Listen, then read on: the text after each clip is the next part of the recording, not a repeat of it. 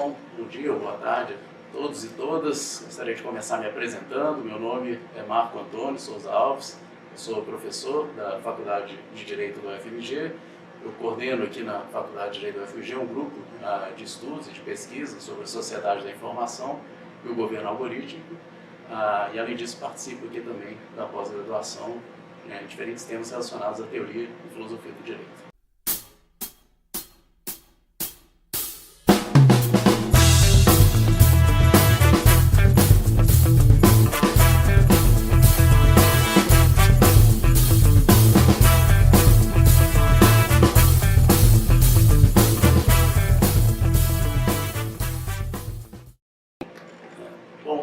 Gostaria de tratar hoje um pouco sobre o tema, afinal de contas, como somos governados por algoritmos, o que podemos entender por algoritmos e, afinal de contas, que tipo de governo seria propriamente esse. Em primeiro lugar, é preciso pensar no termo mesmo algoritmo. O que significa exatamente um algoritmo? É preciso não demonizar isso, achar que os algoritmos seriam uma espécie de força misteriosa, secreta, que agem definido o rumo de nossas vidas, sem que a gente tenha simplesmente nenhum controle sobre isso, etc. No primeiro momento é preciso se dar conta de que um algoritmo nada mais é do que um conjunto de instruções que servem para solucionar problemas específicos, que visam realizar tarefas muito específicas e que, de alguma maneira, são a base de tudo aquilo que é a técnica da computação, todos os sistemas que funcionam por meio de sistemas computacionais. Bom, agora é claro que à medida que diferentes sistemas são organizados para, seja direcionar publicidade, seja para direcionar informações, seja para oferecer todo tipo de serviço para as pessoas, a gente pode se perguntar sobre de que maneira esses algoritmos funcionam, como essas informações chegam até nós, de que maneira serviços são oferecidos, por que são esses serviços, por que são dessa maneira. E nesse sentido é que a gente pode se perguntar sobre o impacto que os algoritmos têm sobre a nossa vida e de que maneira a gente pode regular isso para que esses impactos sejam de acordo com a maneira como a gente gostaria que nossas vidas fossem levadas, fossem realizadas nesse mundo.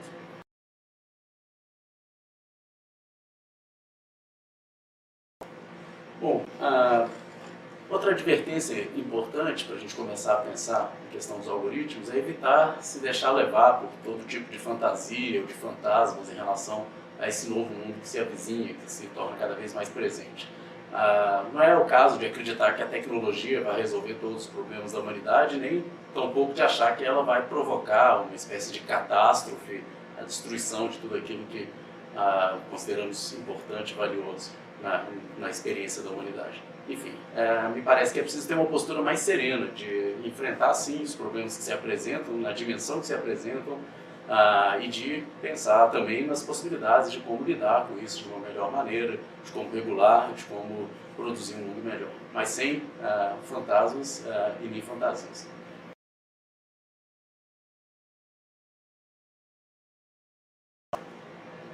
Bom, se vamos então tratar do tema do governo dos algoritmos, e já falamos inicialmente do que são algoritmos, é o caso agora de se perguntar o que podemos entender por um governo. Bom, é preciso primeiro não pensar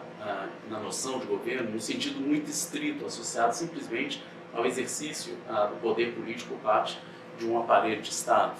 A noção de governo, se nós olharmos para o sentido mais antigo, originário do termo, nós vamos verificar que ela tinha uma acepção muito mais ampla. Tem um filósofo, que é Michel Foucault, que desenvolveu uma série de reflexões sobre as diferentes artes de governar ou estratégias de governo, e ele nos aponta justamente para o fato de que, na sua origem, o governo está ligado simplesmente a uma condução da conduta de outros. O pai ou os pais, de certa maneira, governam seus filhos, os médicos governam seus pacientes. Governar, portanto, implica direcionar, de alguma maneira, o curso da ação de outros. E no campo, quando se fala aqui, portanto, de um governo de algoritmos, o que a gente está pensando é de que maneira algoritmos são capazes de conduzir nossas condutas, de governar nossas ações, de nos direcionar, de certa maneira, a agir de uma determinada forma ou a não agir de uma determinada maneira.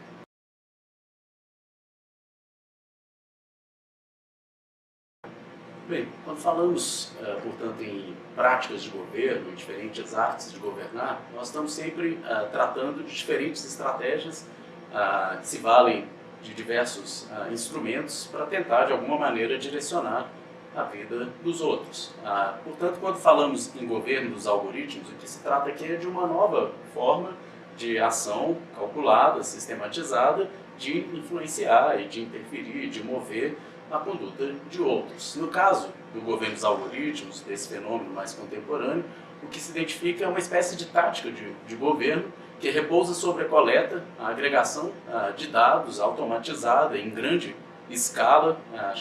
o chamado Big Data, de modo a modelizar, constituir diferentes modelos, antecipar e afetar, portanto, por antecipação, os comportamentos possíveis. Trata-se, portanto, de uma estratégia que, baseado nos rastros que deixamos em todas as condutas, cliques, likes, tudo que fazemos em ambientes virtuais, todos os deslocamentos registrados em GPS, tudo que vai conformando uma massa cada vez maior de dados referentes a cada um de nós, as coisas que fazemos ou deixamos de fazer, tudo isso vai, de alguma maneira, ser utilizado, armazenado e depois correlacionado e utilizado para tentar modelizar e antecipar determinados serviços, determinadas ofertas, enfim. No caso, então, da estratégia do governo por algoritmos, nós temos 3 etapas fundamentais, básicas. Num primeiro momento, nós temos a coleta em massa, que é o momento do data valence, que é um momento de vigilância, no qual todos nós somos, de alguma forma, vigiados em tudo que fazemos em meio digital, porque, afinal de contas, como eu disse, tudo deixa rastro, tudo deixa uma pegada e todas elas são coletadas de uma maneira sistemática. No segundo momento vem a etapa que nós chamamos de data mining, em que esses dados coletados em massa são correlacionados, são filtrados, são minerados, e através dessa atividade observa-se certas correlações significativas, certas regularidades, certas associações que são pertinentes para essa ou aquela finalidade, para esse ou aquele uso, para essa ou aquela aplicação. E o terceiro momento dessa estratégia de governo consiste no profiling, que é a elaboração de perfis computacionais, que nada mais são do que nós que unificam um conjunto de informações, e esses nós, eles são constituídos visando uma atividade de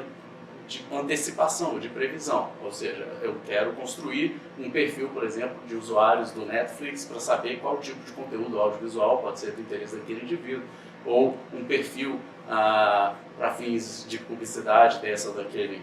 grupo, daquela empresa, ou um perfil eleitoral, enfim, eu construo por antecipação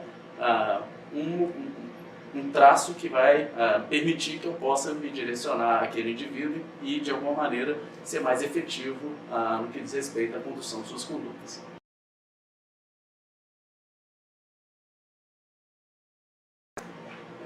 Bom, para exemplificar como funciona esse governo dos algoritmos, vamos pensar em diferentes tipos de serviço e como hoje eles são estruturados, de que maneira e a forma também como eles impactam nossas vidas. Por exemplo, se eu pretendo obter um crédito junto a uma instituição financeira, a um banco, quais são os critérios que vão levar o banco a autorizar ou não a realização daquele empréstimo? Eles podem, e cada vez mais os bancos se baseiam em diferentes coletas de dados sobre a minha vida pregressa, sobre o que eu faço ou deixo de fazer, não apenas se eu tenho o nome inscrito em algum sistema de proteção ao crédito, mas traços que dizem respeito à personalidade da pessoa, seus hábitos, se isso constitui ou não um comportamento considerado de risco, etc. Tudo isso pode, então, influenciar na obtenção ou não de um crédito. Um outro exemplo, uma decisão sobre uma intervenção cirúrgica. Cada vez mais, os médicos, através de todo tipo de exame, especialmente no campo genético, realizam uma série de previsões de probabilidade de desenvolvimento de certas doenças, se justificaria ou não uma intervenção de natureza preventiva, quais os riscos, etc. E tudo isso baseado num conjunto de probabilidades, numa série de traços também de comportamentos, a pessoa é fumante, se pratica esportes, etc, etc. O mesmo vale também para a contratação e para a tarifação de um contrato de seguro de saúde, por exemplo. É sabido que nos Estados Unidos diferentes empresas da área de seguro particular, de saúde, contratam empresas para obter informações sobre os indivíduos, sobre seus modos, seus hábitos, se eles levam uma vida saudável ou não, se usam drogas, se fumam, etc. Tudo isso para poder determinar o valor do seguro de saúde, já especulando sobre o potencial desenvolvimento de doenças. Ou ainda Usos mais evidentes, como o marketing direcionado, no caso de oferecimento de serviços em função dos seus comportamentos na rede, suas compras anteriores, os sites que você visitou, o que você fez ou não. Isso eu acho que é um tipo de direcionamento que é muito evidente, as pessoas em geral já percebem que determinado tipo de publicidade chegam a elas assim que elas adquirem um determinado produto, ou visitam um determinado site, ou mostram interesse em realizar determinadas viagens, ou comprar isso ou aquilo. Um último exemplo ainda é a propaganda eleitoral dirigida. Também é sabido que já existem diferentes empresas que vendem uma espécie de assessoria e a realização de publicidade direcionada para fins eleitorais, para que as pessoas, para que potenciais eleitores de um candidato recebam um determinado tipo de informação que pode levar essa pessoa a definir seu voto nessa ou naquela direção.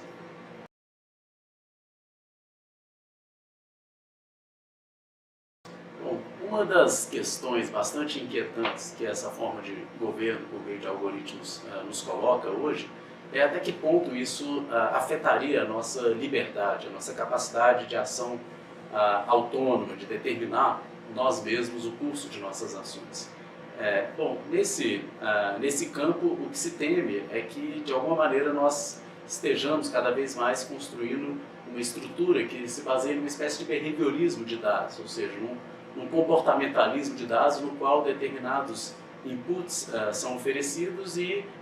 em termos estatísticos, produz-se um determinado feedback, um determinado output. Bom, no caso do medo que isso pode produzir, é justamente o de que nossas ações no mundo deixem de ser espontâneas, que não sejamos mais nós, baseado em conversações ou interações que temos espontaneamente com os nossos com aqueles que estão próximos a nós, não sejamos mais nós os responsáveis pelas escolhas que fazemos, pela vida que levamos, pelos serviços que contratamos, pelos produtos que consumimos, etc., mas que tudo isso seja resultado de uma espécie de estratégia de direcionamento que impede que nós tomemos propriamente consciência disso e possamos exercer um papel mais ativo, um papel consciente no que diz respeito a condução de nossas vidas. Esse medo de um mundo cada vez mais guiado, cada vez mais controlado, dirigido, sem que os sujeitos tenham capacidade de eles mesmos tomarem conta de suas vidas, ele é um medo que encontra um certo eco nas palavras dos próprios, por exemplo, de um dos dirigentes da Google, que é o Eric Schmidt, que numa entrevista que ele concedeu ao jornal do Wall Street Journal, isso no ano de 2010, ele chegou a dizer, dentre outras coisas, cito, que eu realmente penso que a maioria das pessoas não quer que a Google responda as suas perguntas. Elas querem que a Google lhes diga o que deveriam fazer em seguida. Fecha essa citação. Essa é uma afirmação significativa, que revela como que, de certa maneira, o que a Google, mas isso vale também para outras grandes empresas desse setor, o que elas têm em mente é uma espécie de direcionamento no qual sequer as pessoas chegariam até elas com uma demanda específica, mas desde o início o próprio desejo das pessoas seria como que produzido, fabricado, e nós seríamos conduzidos de uma maneira praticamente sistemática. Num outro ponto dessa mesma entrevista, o Eric Schmidt chega a dizer que será muito difícil uma pessoa assistir ou consumir algo sem que tenha sido de alguma forma dirigida para isso. Essa também é uma afirmação interessante, de que é de se imaginar,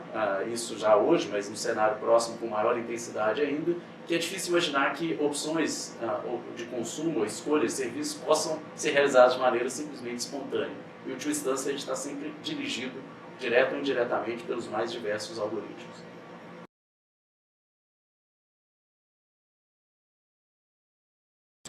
Bom, outro medo que esse mundo cada vez mais governado por algoritmos suscita,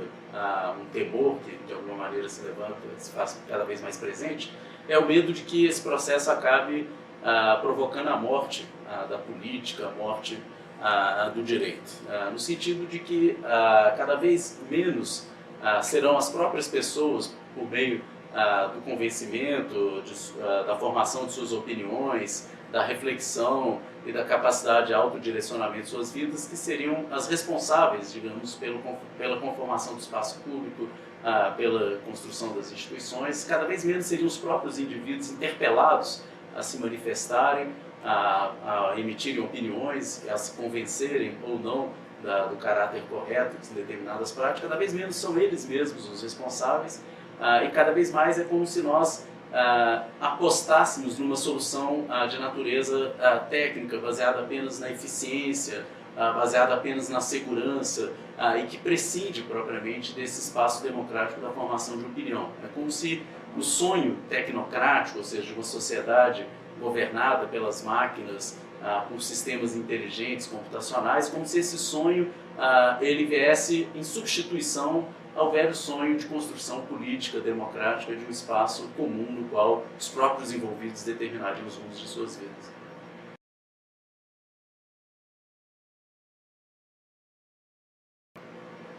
Bom, em um certo sentido, esse governo dos algoritmos ele não governa da mesma forma que as estratégias tradicionais de governo governavam. Não governa como uma lei que claramente prescreve condutas, estabelece proibições, diz não pode fazer isso é crime, aquilo da cadeia, etc. Os algoritmos é como se eles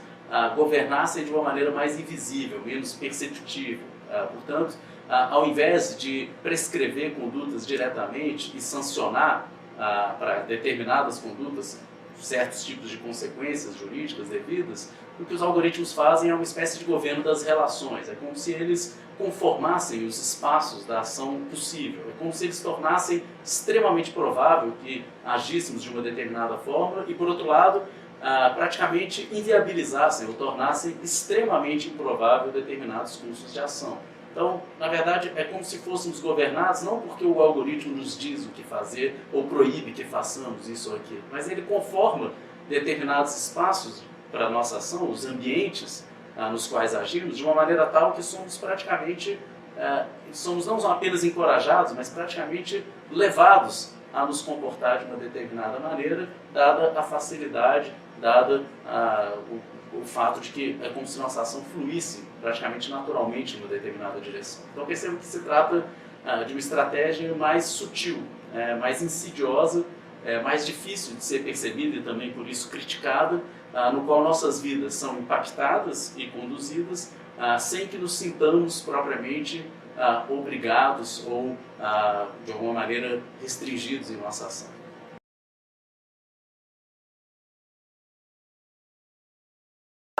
Bom, um último ponto que eu gostaria de abordar aqui, eu gostaria de perguntar até que ponto essa nova sociedade que está sendo construída a partir dessa estratégia dos governos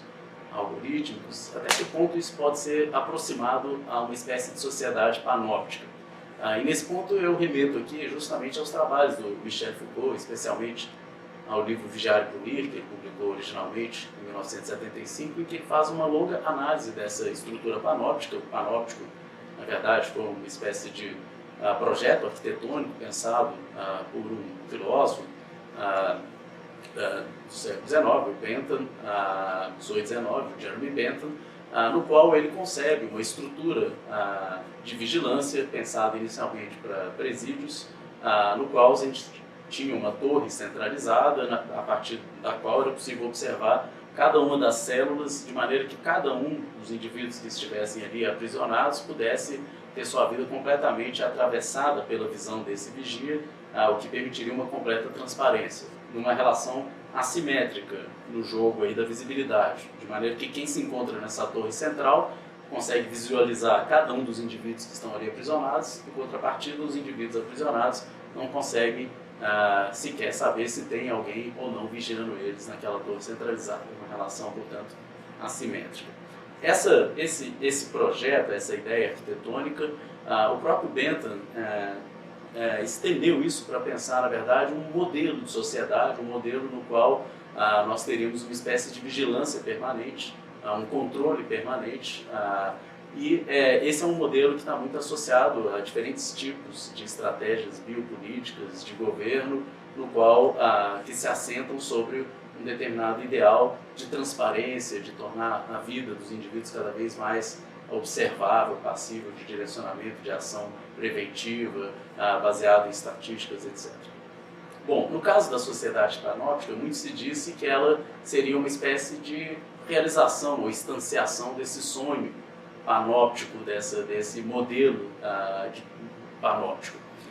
Bom, por um certo sentido, nós podemos dizer que há algo da ordem do panóptico que permanece nas estratégias de um governo de algoritmos. O primeiro deles é justamente essa obsessão por um registro permanente, exaustivo. Tudo que nós fazemos o tempo inteiro é preciso ser coletado, registrado, armazenado. Isso faz parte de um dos aspectos daquilo que o Foucault associava ao poder disciplinar, que é a estratégia do exame, esse exame permanente de cada um dos sujeitos, de uma maneira individualizada, de uma maneira a conhecer exaustivamente cada um desses indivíduos que vão ser objeto dessa condução desse governo. Associada a isso também uma série de práticas de confissão, na qual os próprios sujeitos são instados a dizer toda a verdade sobre eles mesmos. No mundo de hoje, me parece que as redes sociais exemplificam em parte isso. Um ambiente no qual as pessoas se expõem sistematicamente, mostram todos os pequenos detalhes de suas vidas, aspectos da sua, enfim, daquilo que gosta, daquilo que não gosta, do que agrada, do que não agrada, coisas íntimas, etc. Bom, mas para além desse aspecto que me parece haver uma continuidade interessante entre o panóptico pensado, ainda no contexto dessa reflexão do penitenciário para aquilo que seria a experiência contemporânea, há um outro aspecto que eu acho que é uma diferença crucial, importante, que é o fato de que essas instituições disciplinares, panópticas, elas eram concebidas como espaços, em princípio, fechados, nos quais era possível, no interior desse espaço, realizar essa vigilância permanente e essa ação de normalização sobre cada um dos indivíduos que estavam ali aprisionados. No entanto, o que nós encontramos hoje é uma espécie de extensão. O próprio Foucault chega a sugerir isso, que mais do que o poder disciplinar, mais do que algo pensado para instituições fechadas, ele é pensado como modelo de sociedade que deveria funcionar ao ar livre, fora dos muros que confinam essas instituições, como o penitenciário, a instituição penitenciária, mas também os hospitais, os hospícios, etc. Mas no caso do panóptico que nós temos, também hoje cada vez menos esse confinamento num espaço limitado e mais a ideia de uma espécie de transparência, de hiperconexão, ou seja, ao invés de funcionar prendendo os indivíduos, é como se cada vez mais, quanto mais interagirmos, quanto mais nos conectamos, quanto mais trocamos informações, mensagens, participamos de redes sociais, etc., etc., é como se mais visíveis nos tornássemos, mais transparentes ficamos e mais fácil é esse poder algoritmo agir sobre nós, direcionando nossas vidas. Então, o mundo online, esse convite para interação incessante, para hiperconexão, mais do que uma libertação, é uma espécie de aprisionamento numa nova rede. A gente é enredado no interior de uma série de novos dispositivos e aparatos que parecem confirmar a máxima que Foucault enunciou lá em Vigiar e Punir, dizendo que a visibilidade é uma armadilha.